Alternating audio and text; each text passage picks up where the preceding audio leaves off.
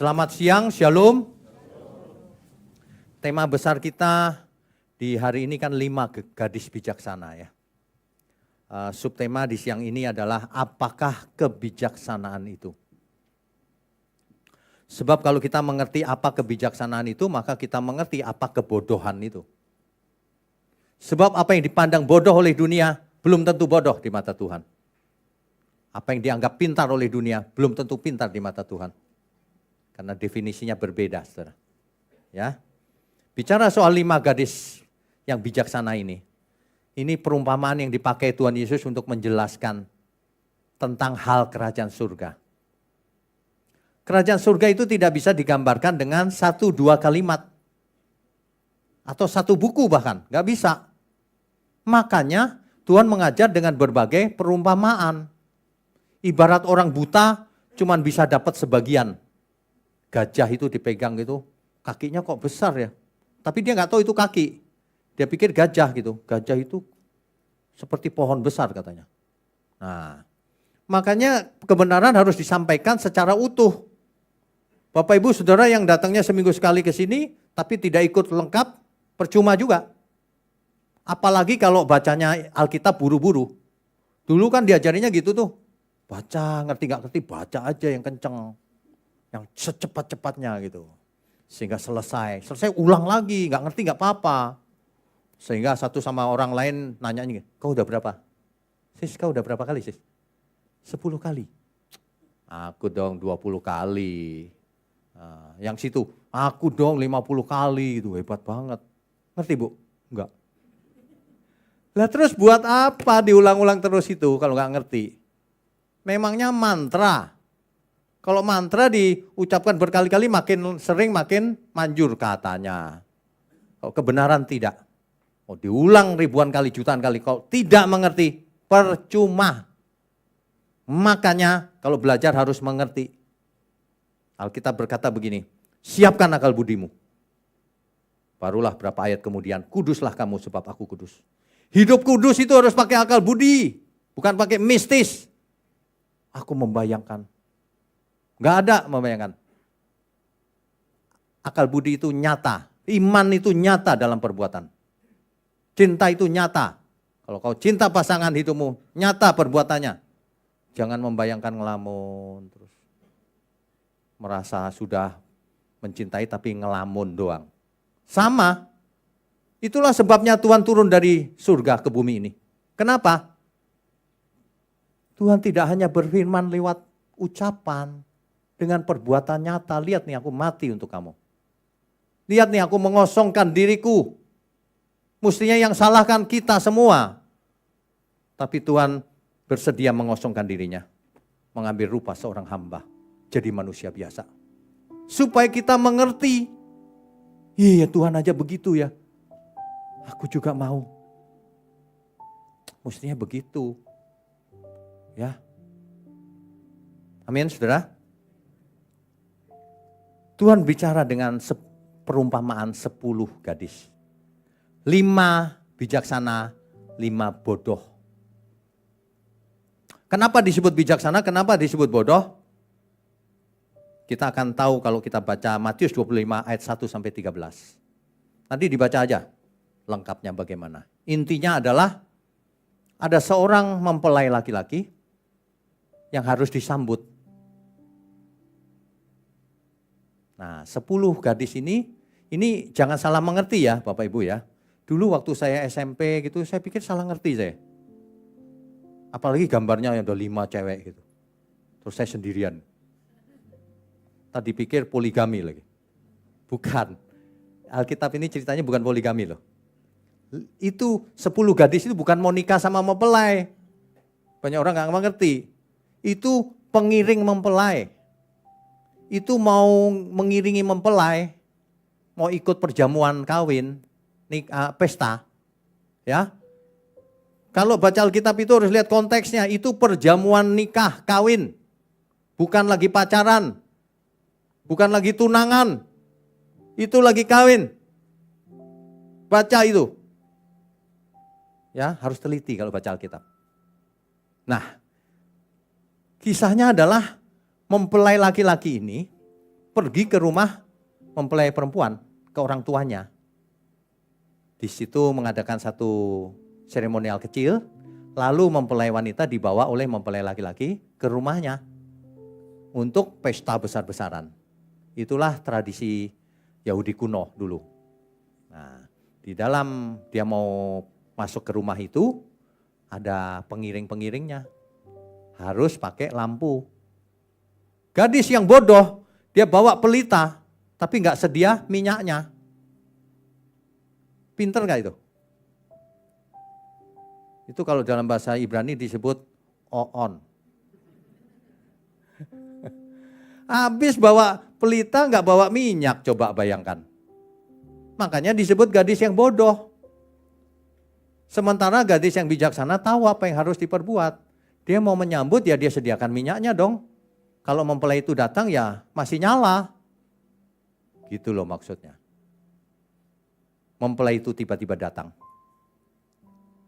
Mempelai datang. Pengumuman gitu kan. Bangun, mereka tidur tadinya. Kelamaan nunggu. Begitu bangun, yang 5 tenang aja. Nyala pelitanya. Yang 5 lagi gimana nih? Gimana nih? Minyaknya gak ada. Minta dong, bagi dong. Enak aja bagi. Dibagi nggak cukup ntar. Nggak ada, kau beli aja sendiri sana. Di toko sebelah situ. Beli. Nah, mereka berangkatlah beli. Selagi 5 gadis yang bodoh ini pergi beli minyak, mempelai itu sudah sampai.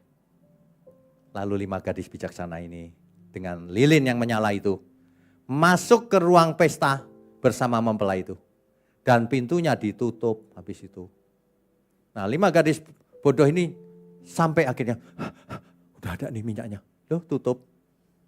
Tok-tok dia, bukain, bukain. Tapi Tuhan itu berkata, aku tidak kenal kamu. Aku tidak kenal kamu. Hati-hati saudara. Oleh sebab itu, nah makanya kalau baca perikop Alkitab itu, urut yang lengkap, yang teliti, sehingga akhirnya kita dapat kesimpulannya. Nah, coba kita baca Matius 25 ayat berapa terakhirnya? 13. Matius pasalnya yang ke-25 ayat 13.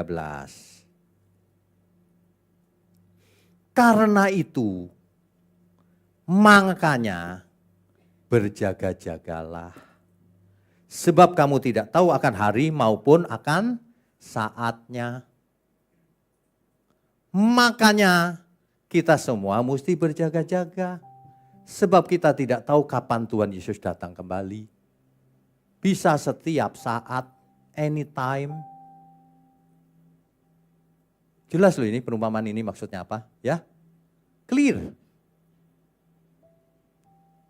Bahkan ya, kalau Tuhan Yesus belum datang kembali, siapa tahu kita nanti malam tidur tidak buka mata lagi selamanya. Kan itu artinya sudah selesai juga. Berjaga-jagalah sebelum waktunya tiba.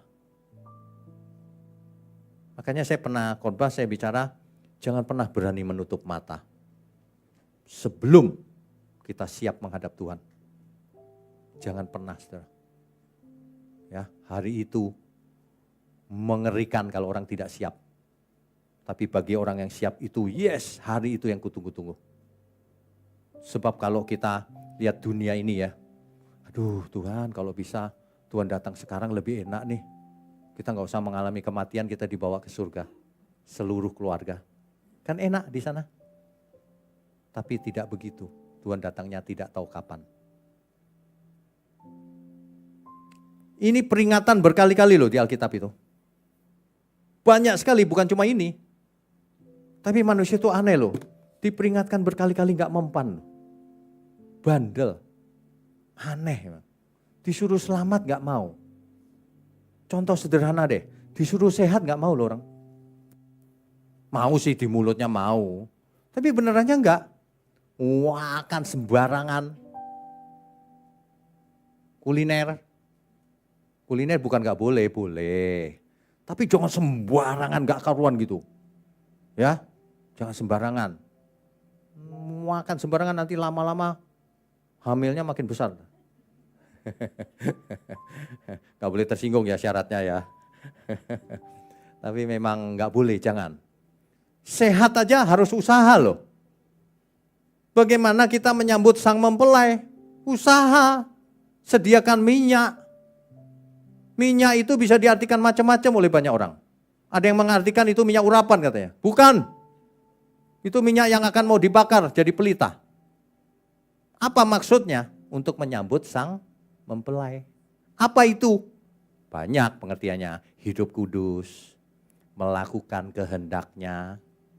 Itu kan semuanya untuk menyambut sang mempelai kan? Artinya Bapak Ibu Saudara bisa buat sendiri, tapi yang intinya adalah supaya berkenan kepada sang mempelai. Supaya berkenan kepada Tuhan.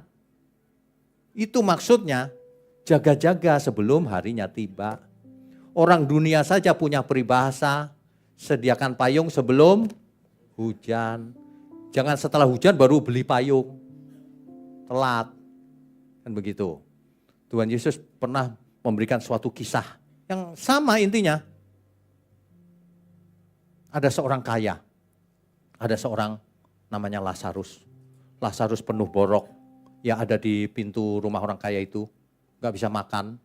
Orang kaya itu pesta. Akhirnya kedua-duanya mati. Orang kaya itu rohnya pergi ke alam maut. Yang disebut Hades. Di sana ia kesakitan dan menderita. Lazarus ke pangkuan Abraham. Kalau baca Alkitab jangan harafiah ya, oh Lazarus dipangku ya sama Abraham ya. Bukan harafiah. Itu maksudnya dalam tempat yang nyaman bersama Abraham. Sementara orang kaya itu kesakitan, sengsara, tapi masih ingat saudaranya yang hidup di bumi. Jadi orang setelah mati masih sadar gak? Masih. Tubuhnya udah gak sadar, mati. Tapi rohnya masih sadar.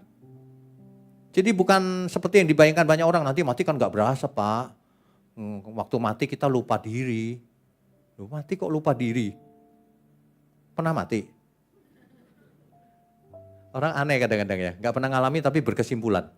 Sementara ini Tuhan Yesus yang mengatakannya. Berarti kita sadar nanti. Sadar sesadar-sadarnya. Hari itu kalau kita tidak bersiap-siap artinya kita ditolak Tuhan. Wah hari itu meraung-raung, kesakitan meraung-raung. Tapi gak ada obatnya lagi. Gak ada kesempatan untuk balik lagi. Makanya jangan menyesal kemudian. Lebih baik saudara menyesal sekarang. Kita semua menyesal sekarang. Kenapa aku hidup kok begini-begini saja. Aku mau Tuhan. Aku mau bagaimana aku memperbaiki hidupku supaya berkenan. Kalau setiap saat Tuhan datang, aku siap. Untuk orang-orang yang gak percaya, itu mah kata pendeta. Nanti kita lihat kalau kau sudah di pembaringan terakhir. Sudah dokter bilang, udah panggil ya semua saudaranya panggil. Mau ngapain dok? Mau meeting ya dok? Enggak, bukan. Kamu udah terakhir. Itu kalau udah gitu terus gimana? Kebanyakan orang takut loh. Ada yang cerita sama saya tuh, saudaranya pas mau meninggal, dia bilang begini, help, please help me. I'm sinking. Dia merasa tenggelam. Gak tahu tenggelam dari apa. Waduh, help me. Saudaranya bilang, apa maksudnya? Kasihan loh.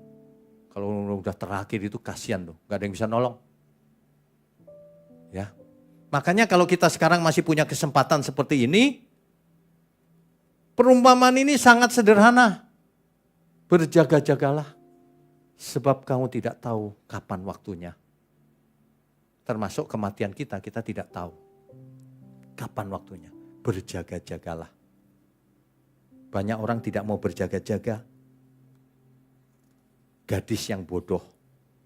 Ketika mempelai itu datang, dia nggak bisa ikut perjamuan. Dia ditolak. Pintunya sudah tertutup. Ya, terlambat. Hari ini, kalau kita mengerti hal ini, kita sebenarnya harus belajar dari kesalahan banyak orang di masa lalu. Alkitab memberi contoh sangat banyak kesalahan di masa lalu. Hari ini harusnya kita nggak ngulang lagi, contohnya sangat banyak. Di Eden, sudah ditawarin Eden. Lah kok berani melawan perkataan Tuhan Yesus, perkataan Tuhan. Di Eden, jangan kau makan buah itu, malah dimakan. Kain panas hati sudah diperingatkan. Kain, kalau kamu panas hati, dosa sudah mengintip di depan pintu. Nanti kamu dibujuk, diseretnya, maut. Tapi Kain tetap panas hati. Dia bunuh adiknya, Habel. Bandel. Siapa lagi? Israel dijadikan umat kesayangan. Umat pilihan. Bandel tapi. Bukan cuma berjaga-jaga, bahkan melanggar dia. Bandel banget. Israel itu. Umat pilihan loh. Hari ini kita semua umat pilihan. Amin. Tapi jangan seperti Israel. Israel masa lalu di Alkitab. Hari ini masih begitu. Ini perjanjian baru. Yesus mati untuk kita. Supaya kita tidak perlu menanggung kutuk lagi. Supaya kita bisa dimuliakan bersama dia suatu hari kelak. Itu tujuannya. Jadi kalau hari ini kita hidup sembarangan, itu ibarat gadis yang bodoh tadi itu. Masalahnya itu ya, orang itu jarang yang memiliki sense of crisis, jarang. Orang merasa baik-baik saja gitu. Enggak lah Pak, saya nggak terlalu fanatik tapi diberkati juga buktinya. Buktinya saya keluarga baik-baik saja, kaya, anak-anak saya sukses. Gitu ngomongnya. Itu orang yang tidak mengerti. Orang boleh kaya raya sekaya-kayanya. Tapi bisa hidup di dalam kutuk.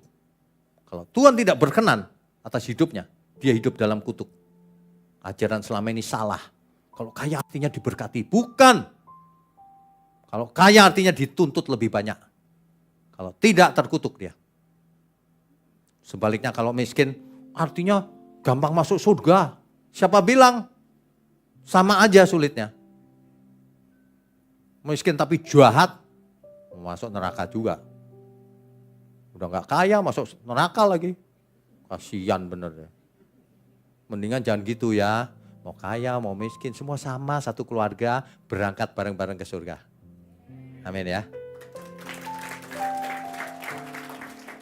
Kalau enggak percuma semuanya. Apa itu bijaksana? Semua orang pengen belajar filsafat. Pengen belajar untuk menjadi orang baik. Orang yang bijaksana. Pengen mencari pencerahan. Semua orang. Mana ada orang mau cari celaka? Enggak ada. Orang mau cari kebijaksanaan. Tapi sesungguhnya kebijaksanaan tidak ada di tempat lain. Kebijaksanaan hanya ada di dalam Tuhan. Sebab orang yang pandai bijaksana belum tentu selamat. Makanya definisi bijaksana itu adalah kalau seseorang mengerti mengarahkan hidupnya untuk selamat. Itu baru bijaksana. Kalau orang cuma pinter, itu belum bijaksana. Pinter binasa, waduh cilaka itu. Itu namanya tidak bijaksana, bahkan bodoh. Buat apa kepintaranmu kalau kau binasa? Buat apa kekayaan dunia ini kalau kita binasa? Makanya Alkitab berkata begini, jangan takut terhadap yang bisa membunuh tubuh. Tapi takutlah terhadap yang bisa membunuh jiwa. Itu yang penting. Makanya bijaksana itu ujungnya selalu ke keselamatan. Makanya semua ajaran kalau enggak ujungnya keselamatan, salah dia. Kalau ikut Tuhan kamu akan kaya raya, salah itu. Kalau ikut Tuhan kamu akan sakit apapun sembuh, salah. Kalau ikut Tuhan kamu akan selamat. Nah, itu baru benar. Amin ya. Kalau kamu ikut Tuhan karaktermu akan jadi anak Allah yang maha tinggi. Itu baru benar. Kaya raya dan sebagainya ngawur itu. Gak usah didengar yang begituan. Dari dulu gak belajar-belajar. Gak belajar berani khotbah. Gak belajar berani ngarang-ngarang di mimbar. Bahaya ini zaman sekarang ini. Orang nggak sekolah itu nggak apa-apa, nggak sekolah tinggi STT, teologi, nggak apa-apa. Tapi belajarlah Alkitab kalau mau sharing atau bicara. Jangan sembarangan. Nanti kau meracuni domba-dombanya Tuhan. Disuruh berjaga-jaga malah ngawur. Berjaga-jaga itu hati-hati. Apakah yang kulakukan ini berkenan bagi Tuhan atau tidak. Kan begitu. Dikasih kesempatan sama Tuhan hidup kita 70 sampai 80 tahun disia-siakan. malah ngejar mamon, tapi tidak mempersembahkan diri sama Tuhan. Dikasih kesempatan baik-baik, supaya kita punya waktu untuk menjadi anak Allah, yang segala hidupnya melayani Tuhan. Baik makan, minum, kerja, bisnis, apapun itu dalam rangka melayani Tuhan. Malah tidak lakukan.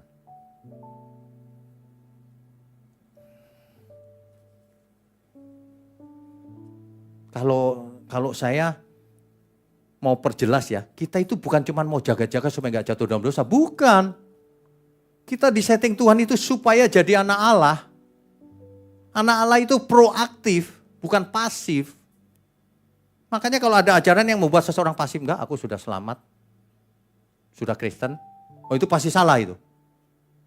Orangnya jadi pasif, jadi enggak aktif untuk Tuhan. Kebenaran itu seperti setrum. Kalau orang kena kebenaran, kesetrum dia, terus bangun. Ya Tuhan, siap. Apa yang harus kulakukan? Nah itu baru benar. Mestinya kalau orang udah kesetrum ya, dia akan gunakan kesempatannya. Karena hidup ini kesempatan. Amin ya. Hidup ini adalah kesempatan. Hidup ini untuk melayani Tuhan. Jangan sia-siakan waktu yang Tuhan beri. Hidup ini hanya sementara.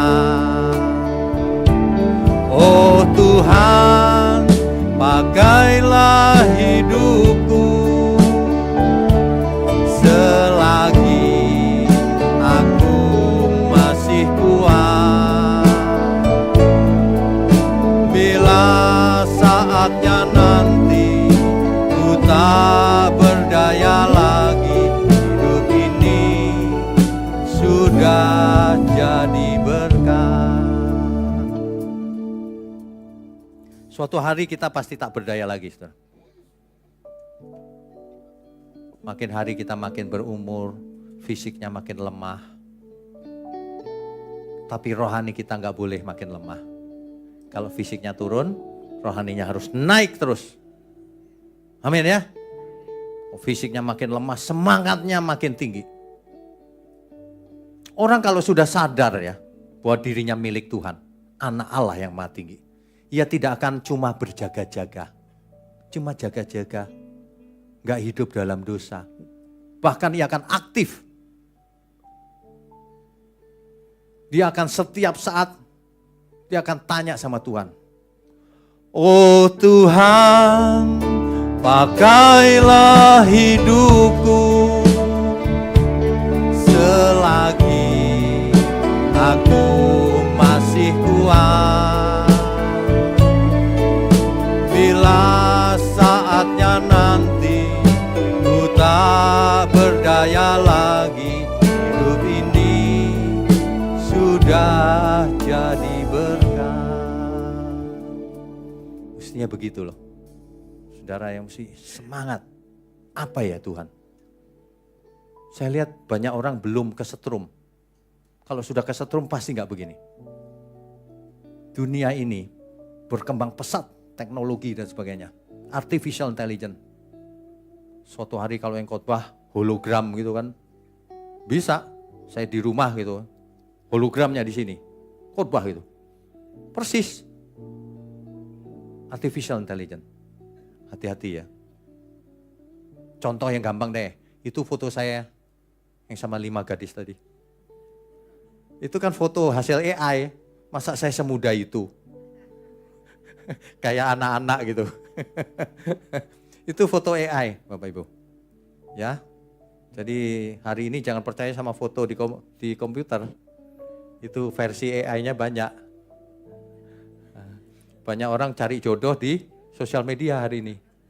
Itu versi AI, jangan percaya. Halus banget ya orangnya ya. Iya itu komputer yang halusin. Benerannya belum tentu ya. Itu versi promonya itu. harus real time. Harus benar-benar ketemu. Harus diuji. Hidup ini melayani Tuhan. Banyak orang diajarinya salah, melayani Tuhan itu cuma di gereja katanya. Salah. Melayani Tuhan itu dalam seluruh hidup kita. Apapun yang kita lakukan, Tuhan senang. Nah itu melayani Tuhan namanya. Itu artinya hidup untuk Tuhan. Makanya yang menyodorkan diri melayani Tuhan bukan cuma untuk kerja di gereja.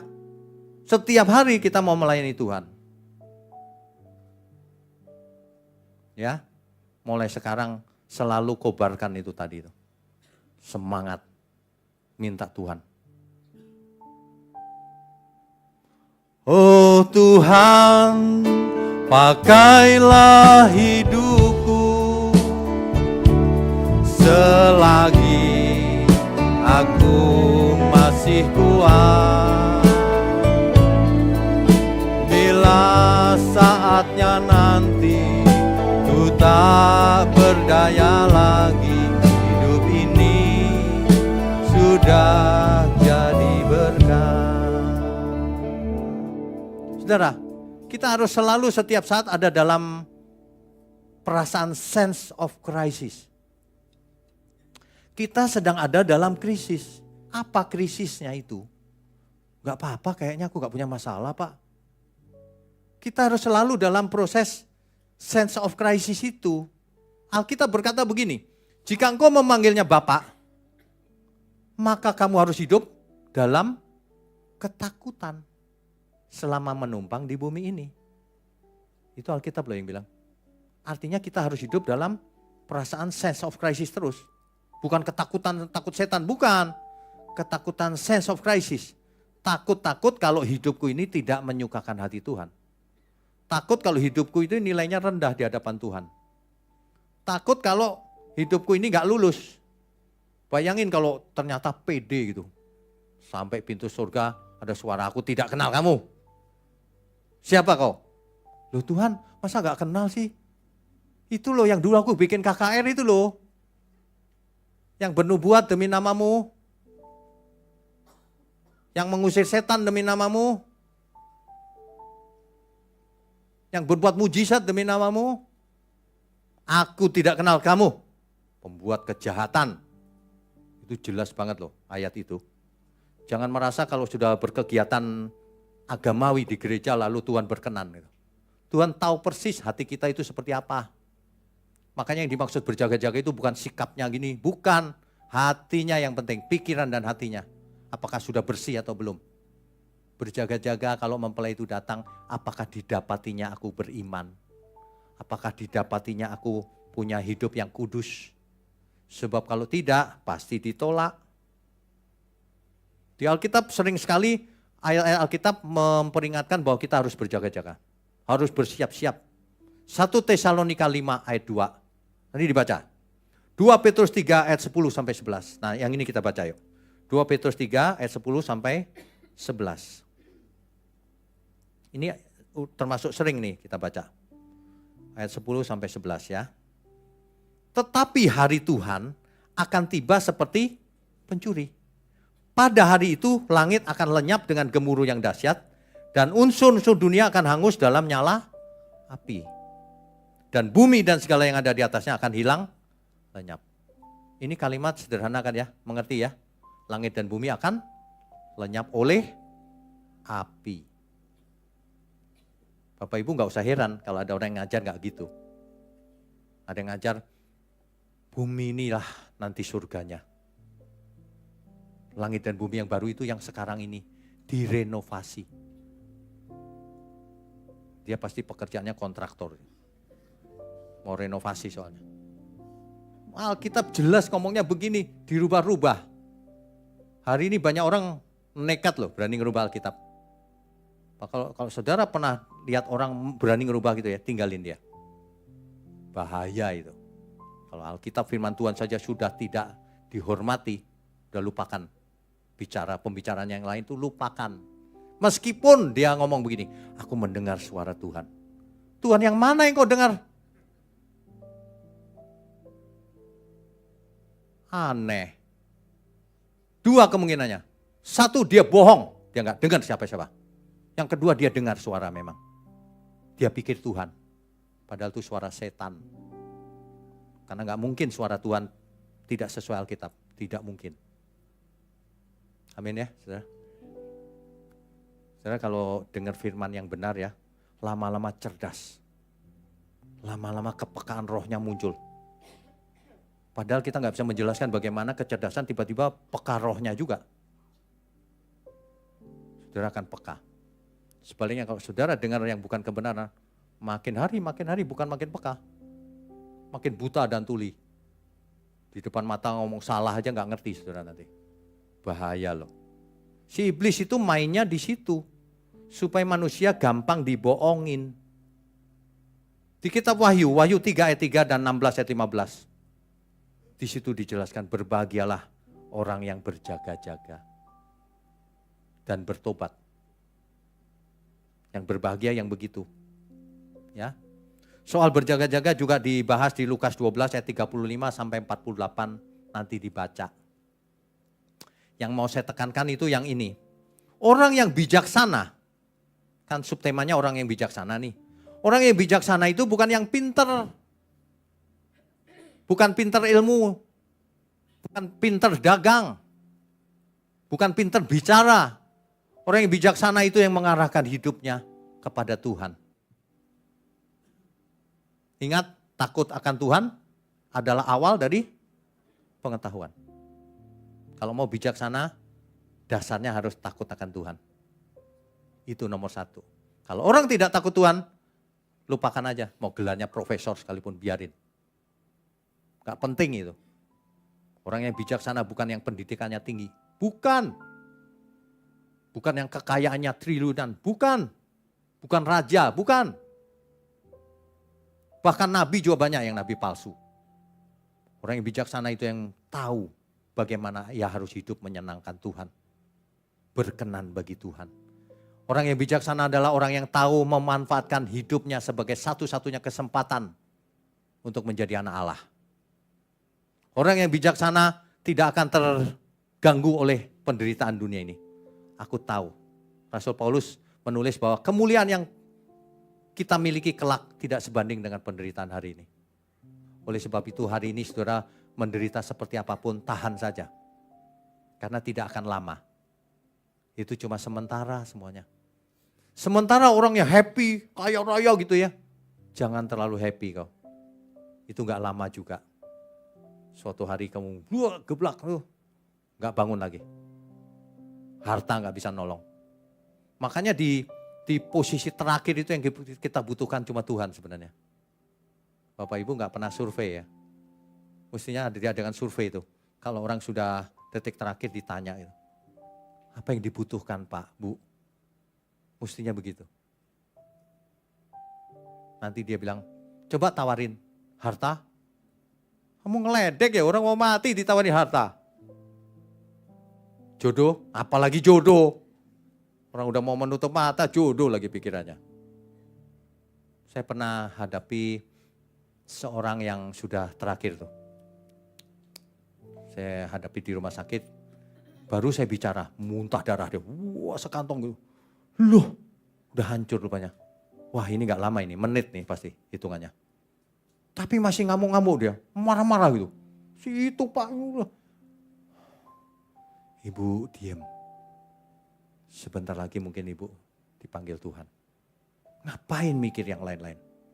Sudah minta ampun saja Bu. Sudah di dunia ini kita kalah juga gak apa-apa. Daripada kalah di dunia, kalah di surga lagi. Ditolak. Dah, yang di dunia kadang-kadang kita memang kalah, saudara. Ya udahlah, aku kalah. Ya udah, tapi jangan kalah di hadapan Tuhan. Amin, saudara. Oleh sebab itu, berjaga-jagalah, bertobatlah. Sekali lagi bertobatlah. Jangan pernah berkata begini, saya sudah bertobat Pak. Bertobat lagi. Sebab yang namanya bertobat itu ada levelnya juga. Bertobatmu itu sampai di mana? Sampai tidak berbuat dosa toh. Mestinya sampai menyenangkan Tuhan. Setiap hari orang kan mengejar ini, mengejar itu sehingga dia lupa berjaga-jaga, bersiap-siap menyambut Tuhan. Ya. Padahal setiap hari-harinya Tuhan. Amin. Saudara kalau buka toko, gak usah nanya, hari apa Pak? Hari terbaiknya. Tolong dong Pak, cariin tanggal terbaik. Setiap hari-harinya Tuhan. Tidak ada hari yang jelek. Tuhan menciptakan semua hari baik adanya. Yang membuat hari menjadi jelek manusianya yang tidak bertobat. Tidak perlu cari tanggal-tanggalan. Asal kita hidup kudus. Ya, amin ya semua ya. Karena semua hari miliknya Tuhan. Semua harapan kita itu kita taruh di sana. Di Tuhan saja. Ya. Jangan berharap bahagia dunia ini. Dunia ini dilalui saja. Bahagia kita kalau bersama Tuhan. Banyak orang tidak mengerti kalimat itu. Apa sih Pak bahagia bersama Tuhan? Setiap hari ini loh kita hidup ini. Kalau kita memiliki Tuhan, baik kita bekerja apapun, kita tenang. Itu loh maksudnya. Ya, amin ya semua ya. Setiap hari kita lewati saja bersama Tuhan. Hanya harimu Tuhan, hanya harimu Tuhan, hanya harimu Tuhan, yang selalu ku nantikan. Semua harapanku ku taruh kepadamu. Besar sukacitaku,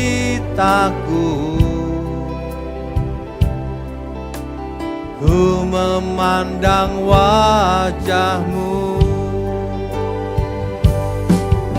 Takkan ku harap lagi bahagia dunia ini, semua hanya semu belaka. Tuhan dan kerajaanmu itu segenap hidupku, sekarang dan selamanya.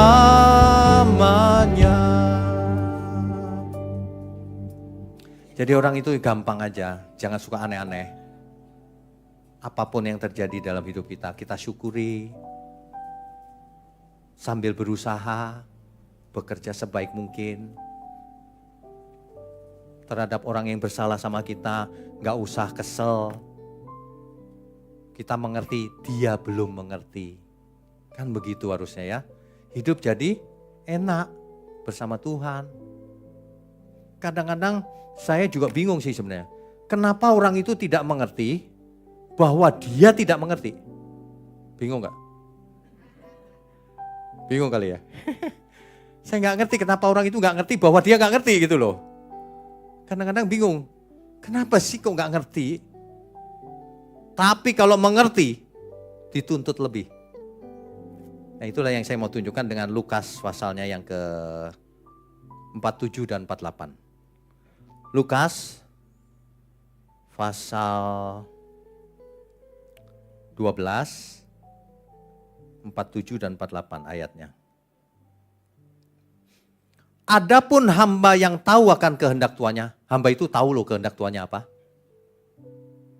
Tetapi yang tidak mengadakan persiapan atau tidak melakukan apa yang dikehendaki tuannya, tahu padahal, tapi tidak melakukan, ia akan menerima banyak pukulan. Ia akan dihukum, saudara. Ayat 48. Tetapi barang siapa tidak tahu akan kehendak tuannya, gak ngerti hambanya. Dan melakukan apa yang harus mendatangkan pukulan, gak ngerti. Harus melakukan itu gak ngerti. Ia akan menerima sedikit pukulan. Mengerti tidak melakukan, artinya sengaja dong. Hukumannya berat. Tidak mengerti, tidak melakukan, ya gak salah. Oh gak ngerti. Makanya kalau saudara ke sini diberi pengertian. Jadi tidak bisa alasan aku tidak mengerti Tuhan. Dituntut lebih banyak karena sudah mengerti. Kan begitu ya. Nah, makanya diteruskan begini. Setiap orang yang kepadanya banyak diberi, daripadanya akan banyak dituntut. Ya. Dan kepada siapa yang banyak dipercayakan, daripadanya akan lebih banyak lagi dituntut. Kita dipercaya Tuhan untuk membawa namanya kemanapun, jadi saksinya. Kita dipercaya Tuhan, diberi tugas. Tuhan Yesus berkata, sama seperti Bapa mengutus aku mengutus kamu, mengutus kita semua. Mengerti gak? Mengerti. Tapi tidak melakukan. Dipukuli banyak sama Tuhan, artinya dihukum. Artinya tidak selamat. Itu artinya.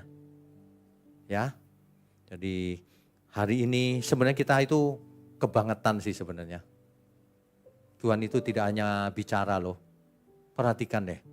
Tuhan jauh datang nun jauh di sana. Dari surga turun ke bumi. Ia meninggalkan kemuliaannya. Ia mengosongkan dirinya. Ia masuk ke rahim Maria. Lahir sebagai bayi manusia biasa. Yang kosong gak ngerti apa-apa. Yang waktu lahir oe gitu. Kosong. Untuk kita loh. Sampai ia mati di kayu salib. Padahal tidak bersalah. Menggantikan tempat kita. Lalu ia berikan cap pada kita. Materai Roh Kudus. Artinya kita milik Tuhan. Sudah dibeli, nih milikku yang ini milikku nih. Gitu. Dikasih firman Tuhan yang tertulis. Supaya tidak gampang percaya sama orang-orang yang mengatakan, aku mendengar suara Tuhan. Nabi palsu juga mendengar suara Tuhan ngakunya. Supaya bisa diverifikasi. Benar gak sih suara Tuhan? Lihat Alkitab. Banyak orang gak mau belajar.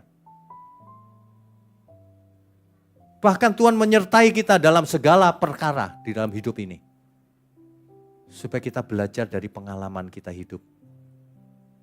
Kurang apa lagi? Tuhan sudah lakukan semua untuk kita. Dan kita sudah tahu hari ini. Tuhan sudah lakukan semua. Sekarang bolanya ada di tangan kita.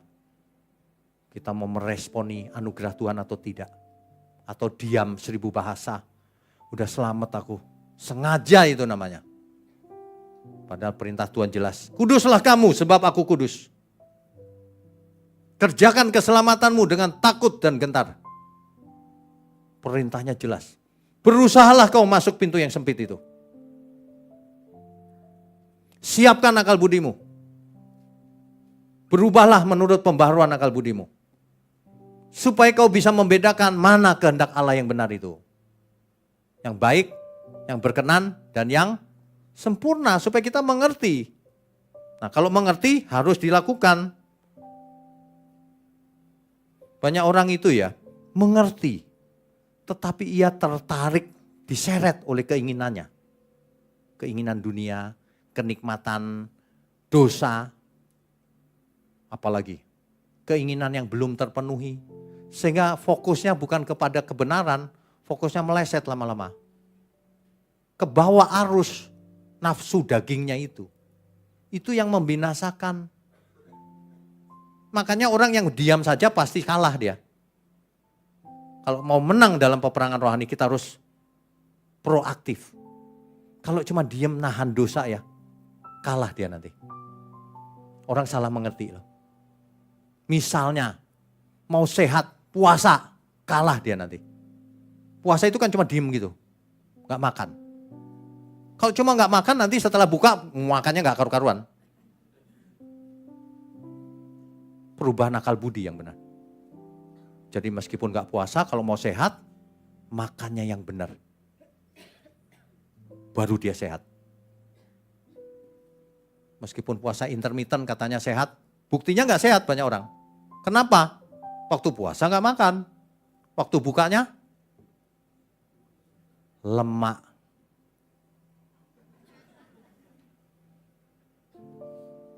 Katanya gak apa-apa, karena intermittent fasting makan lemak juga gak apa-apa.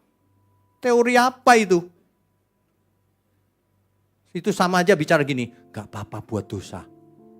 Nanti doa minta ampun. Gak ada gituan. Itu rencana itu aja udah dosa.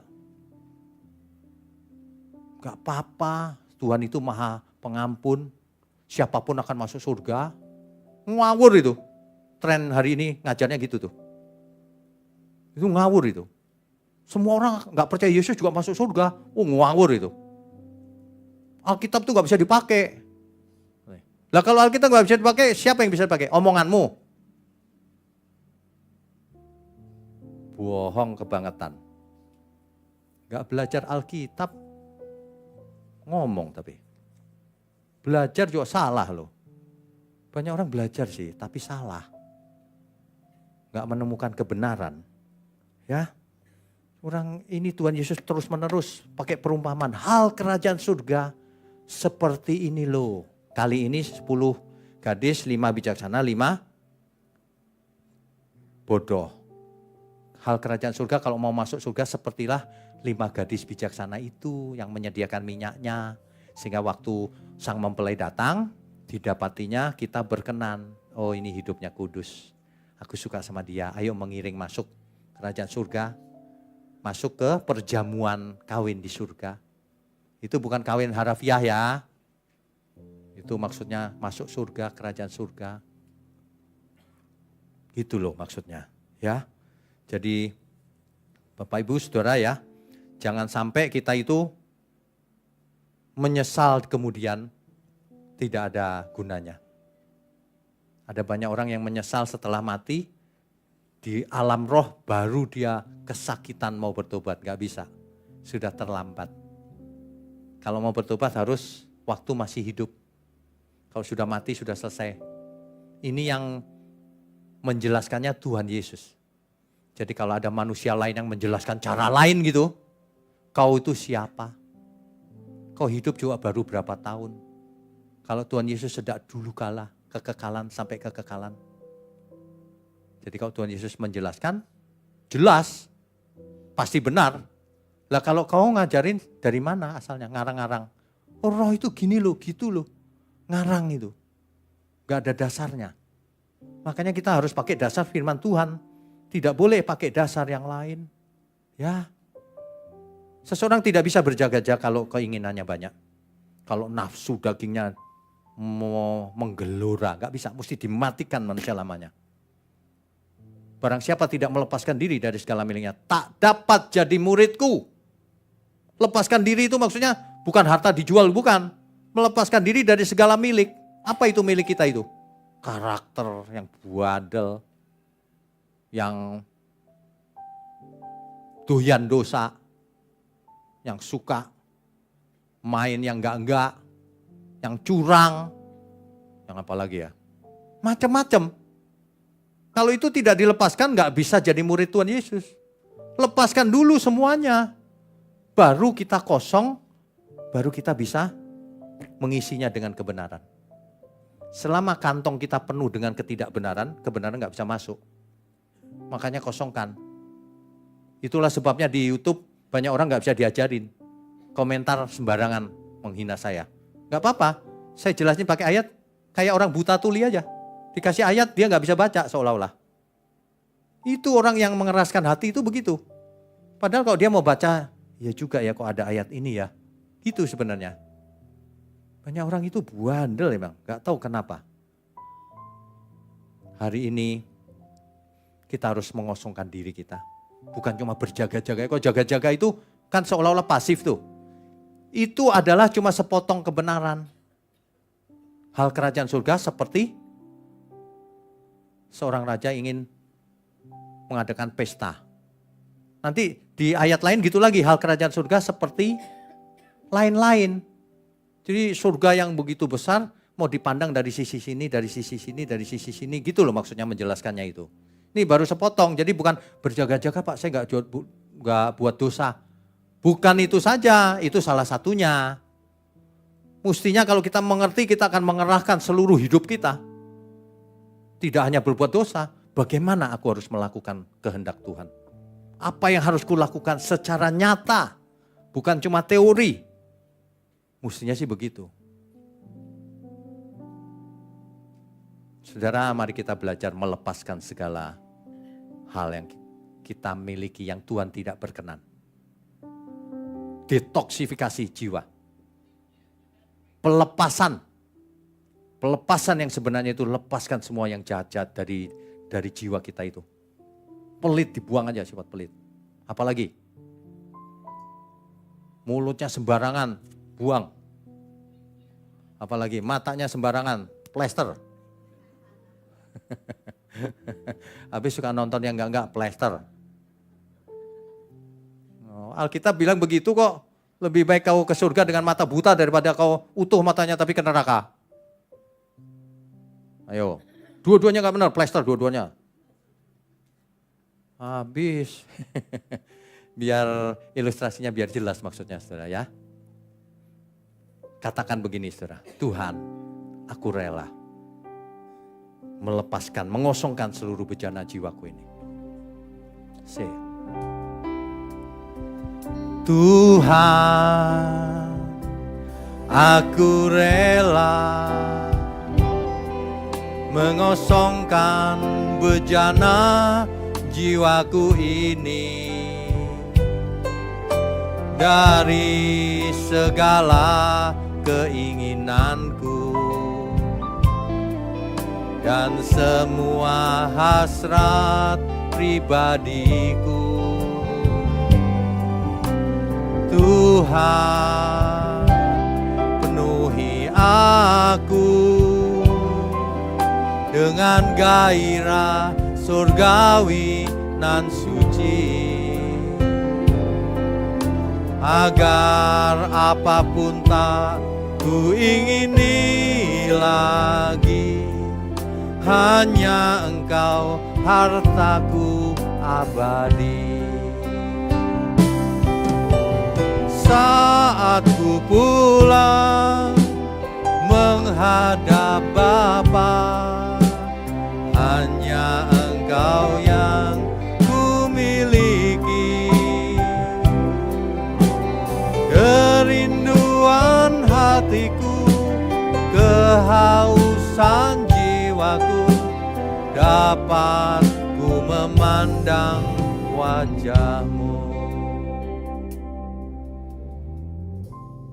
Pengertian itu relatif mudah untuk dimengerti. Tapi prakteknya itu kita nggak bisa bantu. Saudara harus melakukannya sendiri-sendiri. Kalau pengertian bisa diimpartasikan, semangat roh bisa diimpartasikan, keputusan terakhir tetap pada saudara sendiri. Apakah saudara mau berjaga-jaga bertobat, melakukan kehendak Tuhan atau tidak? Tapi saya percaya semua yang di sini mau melakukannya, mau belajar. Amin ya. Kita beri kemuliaan untuk Tuhan.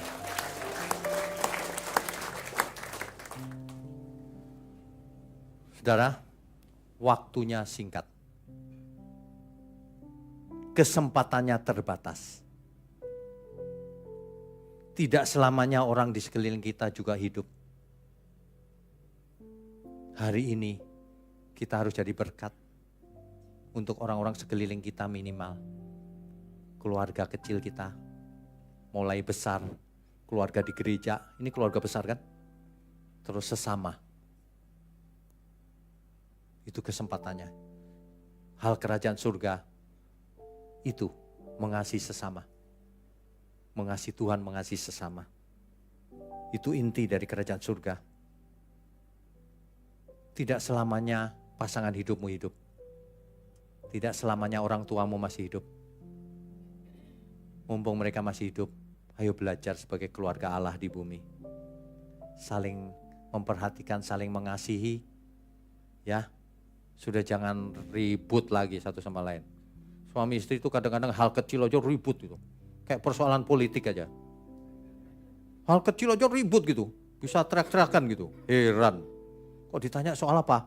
Malu Pak. Loh, kenapa malu? Ya, hal besar. Enggak kecil. Lah kecil aja ribut. Bagaimana mau hal kerajaan surga? Tuh, kita semua juga akan mati. Tapi pastikan sebelum kita mati hari ini, hidup kita udah hidup. Semangat, belajar, lakukan, jadi garam dan terang. Berkati semua orang. Buat Tuhan mengatakan begini, inilah anak yang kukasih, kepadanya aku berkenan. Begitu mestinya, ya. Tapi kemudian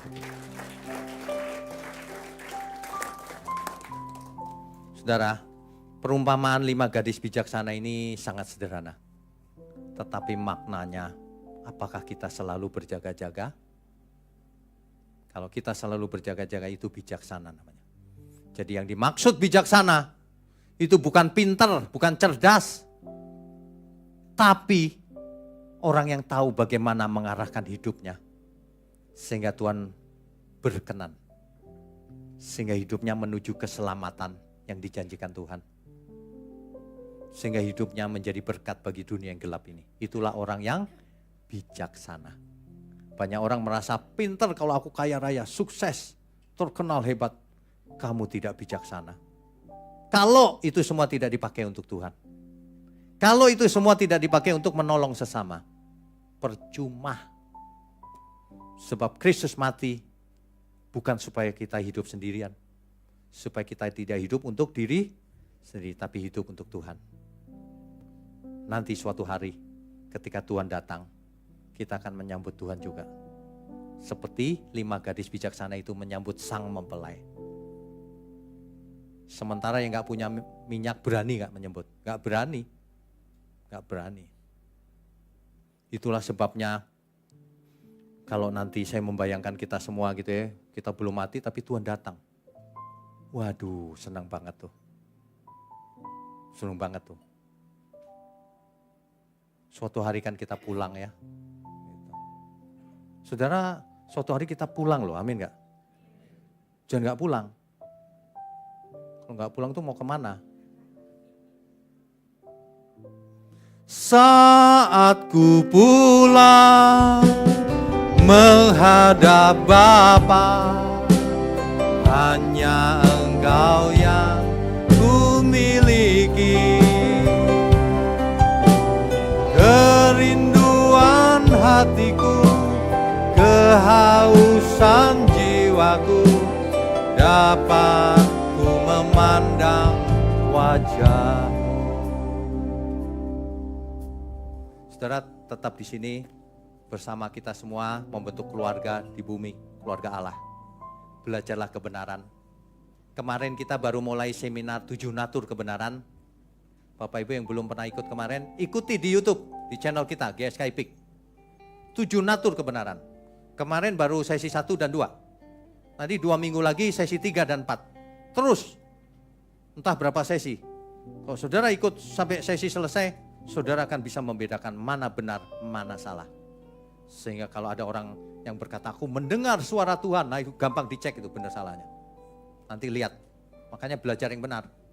Hikmat itu penting. Sebab iman yang sebenarnya itu termasuk hikmat, tapi juga termasuk perasaan. Jangan cuma rasio toh. Seluruh hidup kita ini mencerminkan iman kita. Amin, saudara. Amin. Saudara sekalian, bicara soal kebenaran, setiap orang merasa benar. Makanya semua kecap di nomor 1 kan. Ada orang yang mengatakan saya paling benar, ini paling benar, itu paling benar. Mana sebenarnya yang paling benar? Oleh sebab itu hadiri seminar 7 natur kebenaran dan aplikasinya. Seminar ini wajib dihadiri oleh para teolog, apologet, pengkhotbah, bahkan oleh para jemaat sendiri. Agar kita bisa membedakan manakah yang benar, manakah yang salah. Inilah alat uji kebenaran yang sangat objektif dan alkitabiah. Pastikan saudara ikut dan ajak seluruh saudara dan sahabat-sahabat. Bapak-bapak dan ibu-ibu yang terkasih dimanapun berada, yuk kita belajar pelajaran Alkitab bersama secara online. Setiap hari Rabu jam 7 malam bersama pendeta Bapak Wignio Tanto secara online, bisa melalui Zoom. Tetapi kita harus mendaftarkan dulu ke nomor berikut ini. Selamat bergabung dan Tuhan Yesus memberkati.